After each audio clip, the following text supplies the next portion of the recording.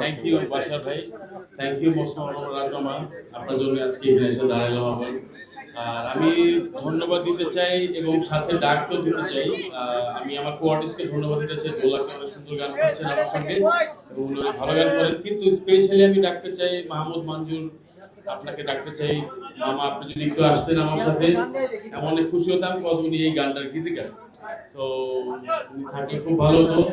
আমি আপনার দৃষ্টি আকর্ষণ করছি মাহমুদ মঞ্জুর, যদি মামা বলে ডাকি। আসেন, কোথায় আছেন?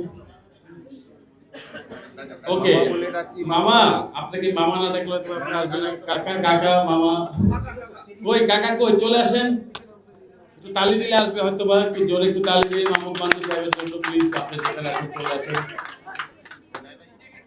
আচ্ছা, সময় মতো নিচ্ছে। ওকে মাহমুদ ভাই চলে আসেন। আর আমি আবারও বলবো যে এই পরিবারের সঙ্গে থাকতে পেরে, এবং আমার জন্ম তো এই পরিবার থেকে, বোঝা যায়, সবাই জানে আমি মামা ছাড়া কোনো কাজই আসলে আমার খুব কমই আসে, সারা বছর বসে থাকি বাসায়।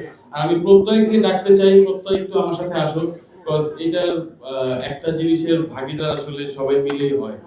সো আমি একটা খাটিয়ে ধরছি, তুমি একটা ধরছো, জোরে তালি প্রত্যয়ের জন্য। আসলে ও একজন বংশধরের সন্তান যারা এই কাজই এক্সপার্ট। সো আই লাভ প্রত্যয় খান, ওর মিউজিক খুব ভালো লাগে। এবং প্রত্যয়, তুমি কিছু বলো, দেন আমি ফিনিশ করে দেব। Please say something for us. Thank you ভাই, থ্যাংক ইউ সো মাচ। এই প্রজেক্টে মানে শুধু জাস্ট মানে গান করতে পেরে আর বিজেপি করতে পেরে আমার মনে হচ্ছে আমি একটা এই পরিবারের একজন মেম্বার। এন্ড আমি first of all and most of all Raj ভাইকে বিগ থ্যাঙ্কস দিব, বিকজ আমার কাছে এই প্রজেক্টে কাজ করা is a big achievement for my career. And আমি একটু ছোট করে বলতে চাচ্ছি, এই রাজ ভাইয়ের যে কাজ করার যে